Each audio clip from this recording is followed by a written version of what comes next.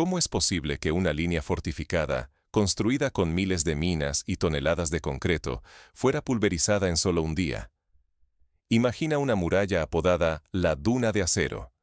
Kilómetros interminables de trincheras, barreras antitanque, 3 anillos de alambradas, búnkeres subterráneos y una red de túneles invisibles, todo reforzado con lo último de la ingeniería militar occidental.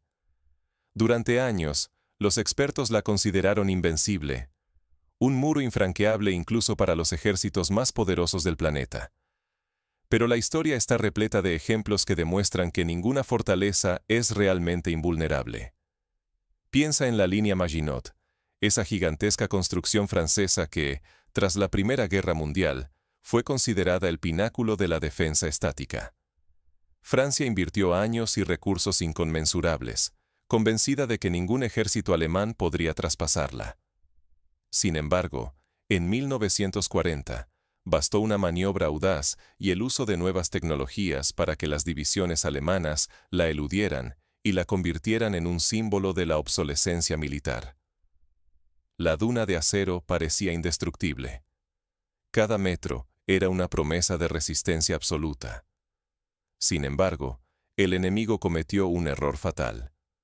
Confió ciegamente en el poder del concreto y del acero, subestimando la revolución de la digitalización total, la vigilancia permanente y la precisión quirúrgica de pequeños escuadrones de asalto.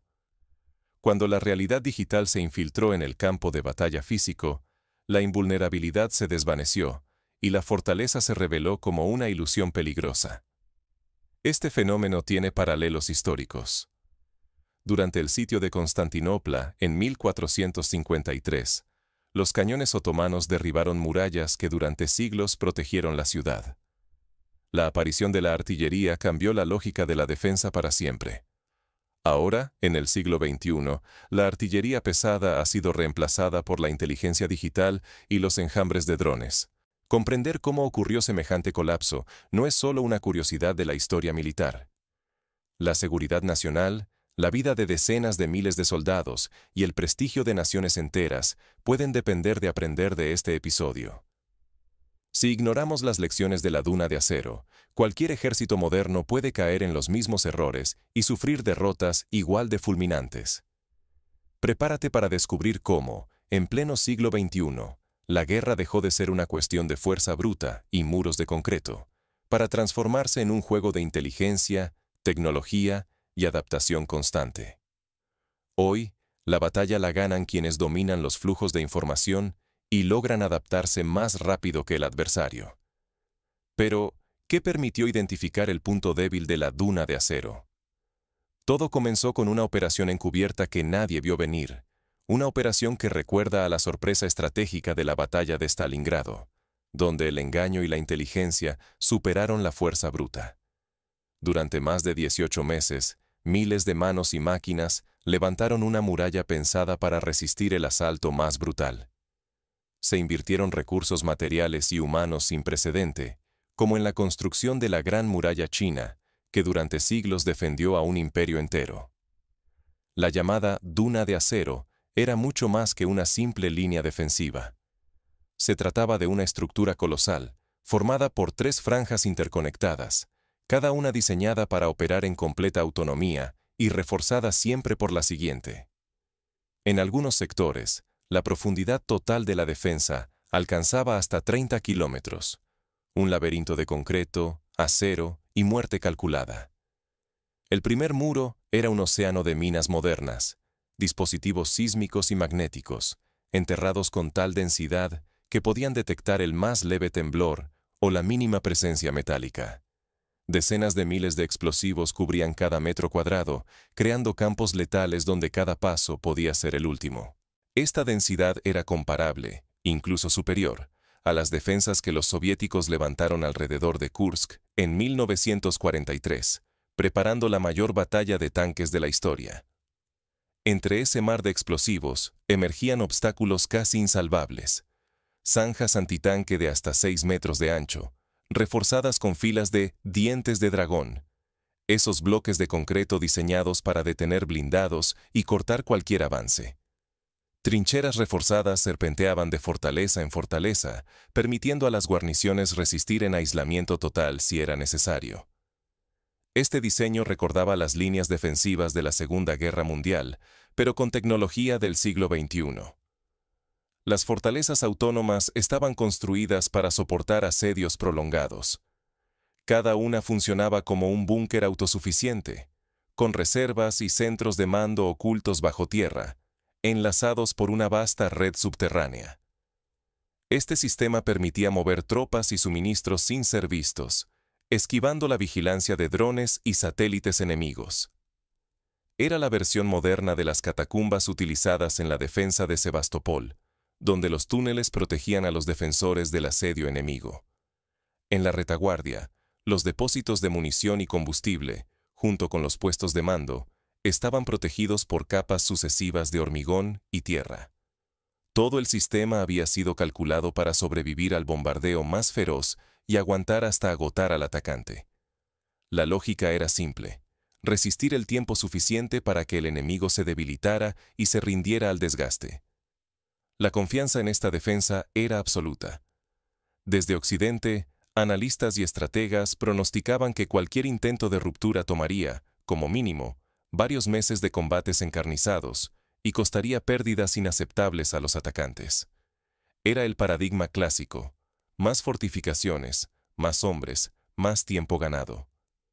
Pero esa certeza era, en sí misma, una trampa tendida por la tradición. Subestimar o sobrevalorar tal muralla lleva a errores fatales. Ignorar el verdadero alcance de la fortificación significa no medir lo que realmente se logró, o quedar cautivo de leyendas sobre sistemas ya obsoletos.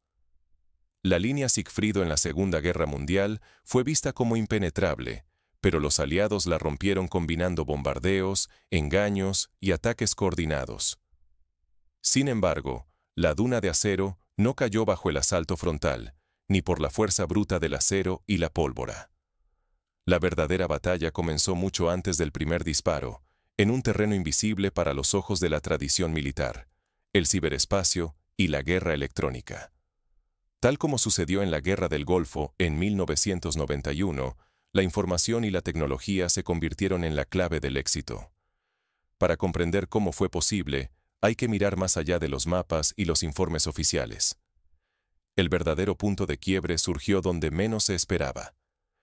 El asalto más eficaz no comenzó con explosiones, sino con una batalla invisible en la red. Antes del primer disparo, la verdadera guerra fue silenciosa. Teclados y algoritmos reemplazaron el estrépito de cañones. Durante meses, equipos enteros recopilaron inteligencia día y noche, desde imágenes satelitales hasta la intercepción de mensajes y el rastreo de agentes encubiertos. Este esfuerzo titánico permitió construir un doble digital en tiempo real de la defensa enemiga.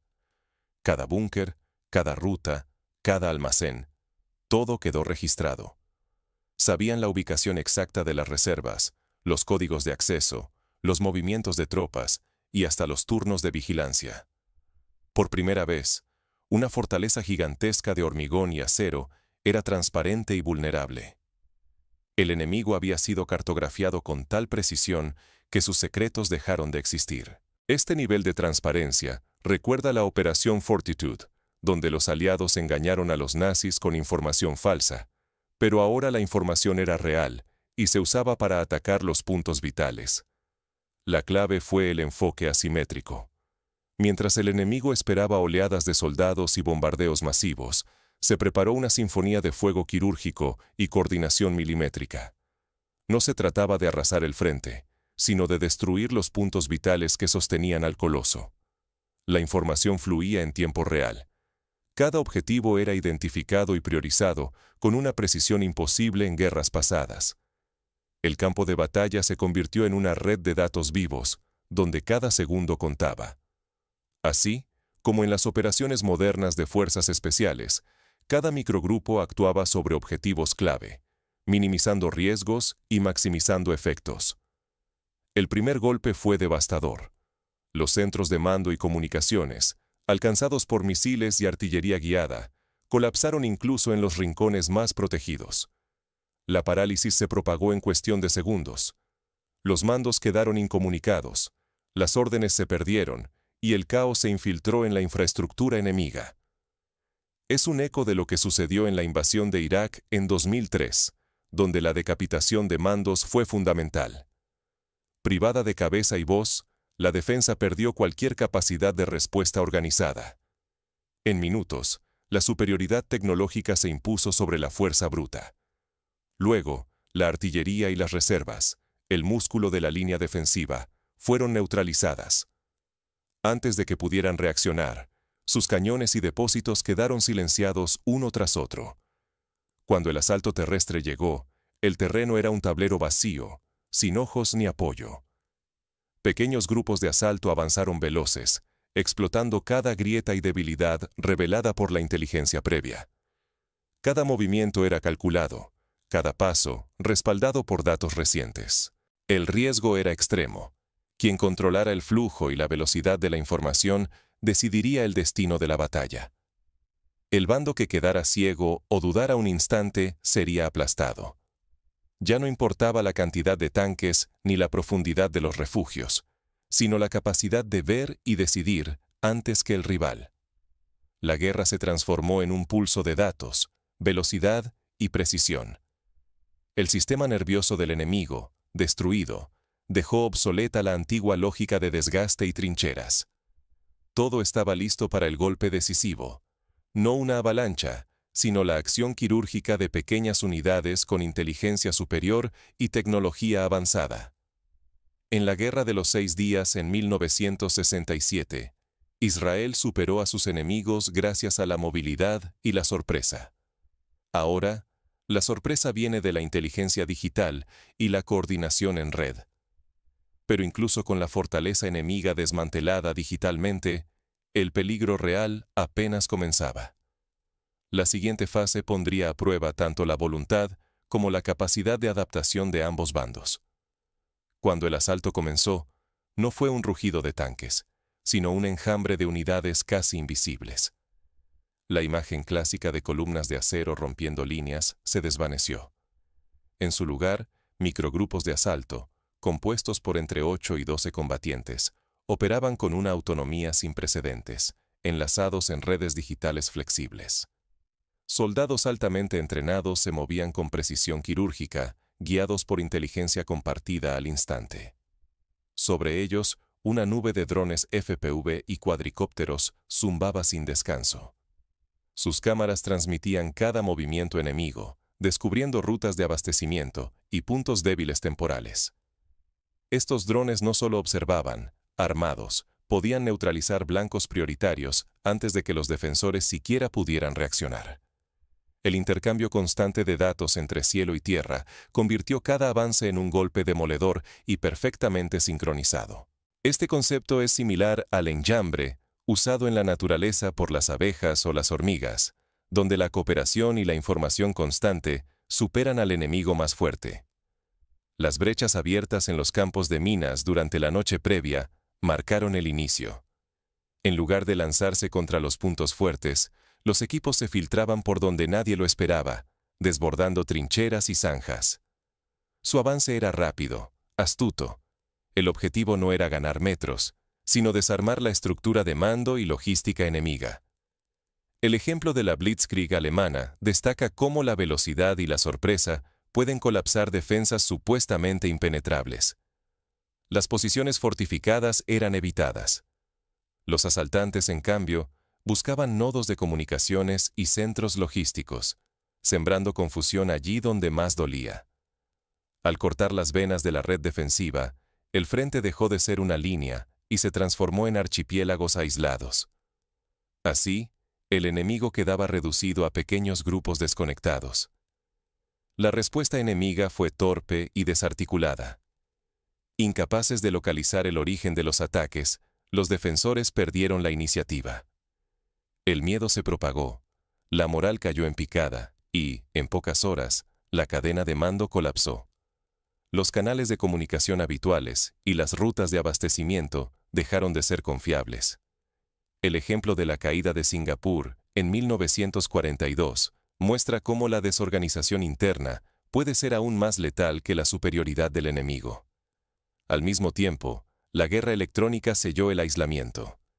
Sistemas de interferencia bloquearon GPS, comunicaciones satelitales y radios convencionales. Los comandantes, privados de visión global y sin capacidad de coordinar refuerzos, quedaron reducidos a espectadores impotentes de su propio desastre. La digitalización, pensada para el control, se volvió una trampa mortal para quienes no supieron adaptarse. En este asedio invisible, la supervivencia dependía por completo de la flexibilidad táctica y la comunicación segura. La rigidez doctrinal, venerada en la era de la guerra posicional, solo aceleró el derrumbe psicológico y material. Cada minuto perdido aislaba aún más a los bastiones dispersos. Así, la supremacía no llegó con masas, sino con inteligencia y agilidad. El mito de la fortaleza inexpugnable se pulverizó bajo el peso de la información y el asalto fragmentado. Estructuras forjadas durante décadas cayeron en cuestión de horas. La línea Gustav, que defendió Italia, también cayó rápidamente cuando las fuerzas aliadas identificaron y atacaron sus puntos débiles. Con la defensa convertida en un mosaico de puntos desconectados, el terreno estaba listo para transformar el éxito táctico en una victoria operacional irreversible. El siguiente movimiento requería explotar la confusión creada y consolidar el avance. Ahora, la verdadera prueba sería sostener la ruptura ante una posible reacción enemiga. La auténtica victoria no consistió en capturar trincheras, sino en romper la voluntad del enemigo y desmantelar su estructura de mando desde el interior. Cuando el núcleo defensivo se vino abajo, la resistencia organizada desapareció por completo. Aquí es donde la guerra psicológica jugó un papel crucial, como en la derrota de los ejércitos napoleónicos tras Waterloo, donde la moral perdida selló la derrota. La ruptura de la línea permitió la entrada de unidades blindadas sumamente móviles, guiadas en tiempo real por la información recolectada por pequeños equipos de asalto. Cada movimiento del enemigo era observado, analizado y transmitido de inmediato a quienes lideraban el avance. Esto recuerda la coordinación de las fuerzas estadounidenses durante el desembarco de Normandía, donde la integración de inteligencia y movimiento rápido fue decisiva. El progreso no dependió de duelos prolongados ni asaltos frontales. Las fuerzas atacantes evitaron el enfrentamiento directo, optando por maniobras veloces que cercaban e incomunicaban posiciones críticas, cortando rutas de suministro y escape. Así, el enemigo se vio obligado a rendirse o a ser destruido en pequeños grupos aislados. El desenlace fue claro: rendiciones masivas y bajas aplastantes para el defensor. Aquello que se sostuvo durante meses colapsó en menos de 24 horas. Este desplome repentino solo fue posible gracias a la integración absoluta de todos los dominios: tierra, aire, ciberespacio y guerra psicológica. No se trató de una tecnología aislada, sino de la sinergia entre inteligencia digital, fuego de precisión y coordinación extrema, lo que selló el destino de la defensa tradicional. El motor del éxito fue la informatización total. Drones omnipresentes, sensores interconectados y sistemas de mando en red permitieron que cada combatiente actuara tanto como operador como integrador, ya no solo como soldado convencional. La información fluyó sin atascos, acelerando la toma de decisiones a velocidades nunca antes alcanzadas. Este modelo se inspira en la cadena de mando flexible de las fuerzas especiales modernas, donde la autonomía y la adaptación son clave. Los ejércitos que persistan en modelos centralizados o desconectados quedarán inevitablemente obsoletos. El campo de batalla contemporáneo exige redes descentralizadas, resilientes y capaces de adaptarse en cuestión de segundos a cualquier cambio. Las empresas de tecnología han aprendido la misma lección. La centralización excesiva lleva al colapso ante crisis inesperadas. El impacto fue psicológico, tanto como físico. El enemigo perdió no solo hombres y posiciones, sino también la capacidad de comprender y controlar la situación. La desorganización y el pánico se propagaron como una plaga, impulsados por operaciones informativas y la destrucción de las comunicaciones. Así, como en la caída de Berlín en 1945, La guerra informativa puede ser tan poderosa como los bombardeos físicos. La gran lección es clara. La guerra ya no se define por la cantidad de soldados ni el grosor de los muros. La victoria pertenece a quienes integran todos los dominios y dominan la velocidad. El futuro ya no está en manos del más fuerte, sino del más conectado y coordinado. Desoír esta transformación condena a cualquier fuerza armada a la irrelevancia y la derrota absoluta. No basta con acumular tecnología, es indispensable integrarla, sincronizarla y traducirla en acciones complejas y perfectamente coordinadas. Aquí, la formación del personal y la inversión en sistemas de mando modernos son tan importantes como los misiles o los tanques. De poco sirve tener la mejor tecnología si los soldados no están preparados para usarla en tiempo real. Ahora surge la pregunta inevitable. ¿Cómo alterará este cambio el equilibrio global y la seguridad de cada nación? Las implicancias de esta revolución militar van mucho más allá del campo de batalla inmediato. La forma en que los países respondan a este cambio determinará su rol y su seguridad en el nuevo orden que se avecina. El acero y el concreto ya no bastan para frenar el avance. El siglo XXI ha sido secuestrado por la velocidad, la inteligencia y la red. La operación contra la llamada Duna de Acero no solo arrasó kilómetros de fortificaciones y toneladas de cemento armado, demolió certezas forjadas durante siglos acerca de la invulnerabilidad defensiva. Cada metro de esa línea, modelada durante más de 18 meses con doctrina occidental, expertos extranjeros e ingeniería colosal, quedó obsoleto en cuestión de horas ante la combinación letal de datos, precisión quirúrgica y tácticas inesperadas. Lo que parecía inexpugnable, con sus redes de minas, trincheras, búnkeres y cañones, resultó ser solo un espejismo de seguridad. La supremacía, hoy, la obtiene quien sepa descifrar el entorno, descomponer digitalmente el campo y anticiparse antes de que el adversario adivine el verdadero peligro. Fue la inteligencia, no la cantidad de soldados ni el grosor de las paredes, el ariete invisible que partió la defensa. El nuevo paradigma bélico parte de una premisa inquietante. No existen muros imposibles, solo mentes encerradas en viejos esquemas. La digitalización total, el uso de enjambres de drones, la coordinación de microequipos y la integración de sensores en un solo flujo de datos, convirtieron a la fortaleza en una trampa para quienes debían protegerla. Ya no importa cuánta munición almacenes, ni cuántos metros de zanja excaves. Si el enemigo te ve antes, rastrea tus rutas y ataca donde menos esperas. La batalla está perdida antes de empezar. La lección es brutal. Acumular acero y hormigón no garantiza la supervivencia. La verdadera fuerza está en la capacidad de adaptación, en la redefinición constante de las reglas y en la velocidad para explotar vulnerabilidades. El siglo XXI pertenece a quienes comprenden que la guerra es un flujo de información, no una sucesión de trincheras sobre el terreno. Adaptarse o desaparecer. El futuro ya llegó para quienes sepan leerlo. Esta victoria no fue solo militar, sino la consagración de un modelo mental donde la flexibilidad y la creatividad superan la rigidez y la tradición. La caída de la duna de acero marca el final de una era y el inicio de otra, mucho más impredecible y peligrosa. La fortaleza del mañana será la mente capaz de anticipar y la mano que transforme datos en acción antes que el adversario.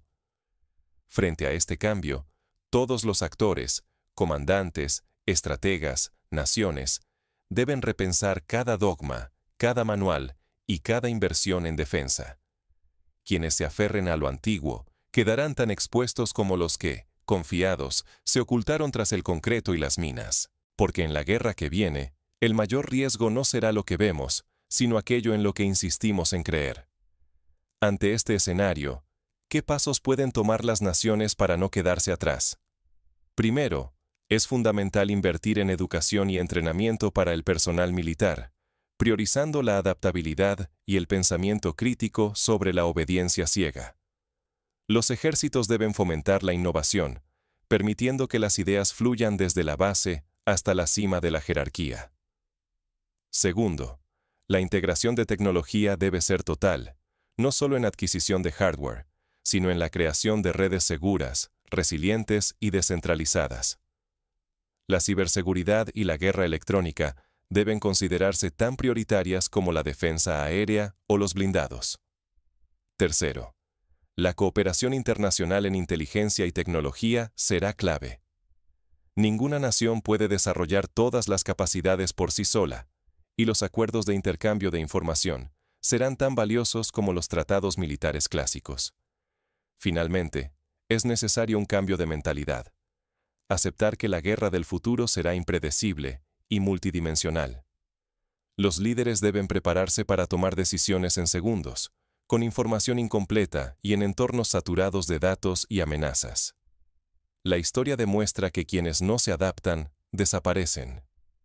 Así como los castillos medievales quedaron obsoletos ante la artillería, las líneas de concreto y minas están siendo superadas por la inteligencia artificial, los drones y la guerra en red. Por eso, la pregunta no es si la próxima duna de acero caerá, sino cuándo y cómo. La única certeza es que la flexibilidad, la información y la coordinación decidirán el destino de las naciones en el siglo XXI. Y así, la deuda de la pregunta queda elegantemente cerrada. La fortaleza más fuerte no es la de acero y concreto, sino la de una mente y un sistema capaces de adaptarse, anticipar y actuar con una velocidad y precisión insuperables. Esa es la nueva muralla invencible. Y solo aquellos que la construyan en su doctrina y cultura estarán preparados para el desafío del futuro.